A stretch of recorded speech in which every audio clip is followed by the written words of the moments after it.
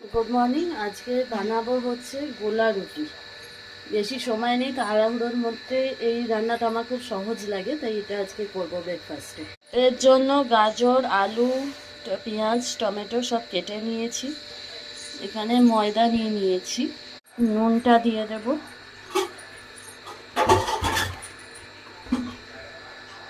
চাট মশলা, এটা বেশ ভালো লাগে আমার দিলে, তাই জন্য দেবো। নুন আর চাট মশলা দিয়ে আগে ময়দার সাথে এটা ভালো করে মিশিয়ে নেব। কেটে রাখা, গ্রেট করে রাখা সবজিগুলো দিয়ে দিয়েছি। অন্য সময় ক্যাপসিকামও দিই, সবুজ ক্যাপসিকাম, আজকে আমার ঘরে নেই। ওটা দিলে সুন্দর আরও দেখতে লাগে, বেশ লাল, কমলা, সবুজ, সাদা সব মিলিয়ে। এগুলো মিশিয়ে নেব ভালো করে। দুটো ডিম ভেঙে এর সাথে মিশিয়ে নেব। মেশানোর পর অল্প করে জল দিয়ে দিয়ে এই ব্যাটারটা তৈরি করে নিলাম। এবার ভাজার জন্য বসাবো।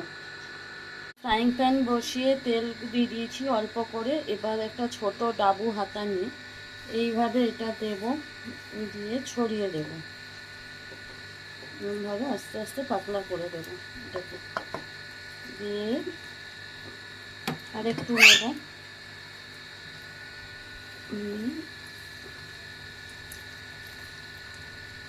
এইভাবে পাতলা একটা করে দেবো, গোল করে দেবো জিনিসটাকে আস্তে আস্তে।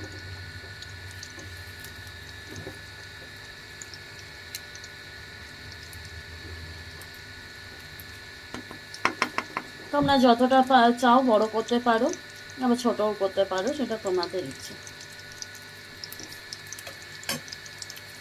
মিডিয়াম আছে 1 পিঠ হতে দেব। এবার যে দিকটা এতে ভাজা হচ্ছিলো সেটা উল্টে কাঁচা দিকটা নিচের দিকে দিয়ে দিলাম। ধিমে আঁচেই হচ্ছে, যাতে ভিতরে সবজিগুলো ভালো করে সিদ্ধ হয়। একখানা হয়ে গেছে, সুন্দর নরম হয়েছে। এটা সস দিয়েও খাওয়া যায়, মেয়োনিজ দিয়েও খাওয়া যায়, আবার আমরা শুধুই খেয়ে নিই, কোনো অসুবিধা হয় না। আর একটা ভাজার জন্য বসিয়ে দিয়েছি।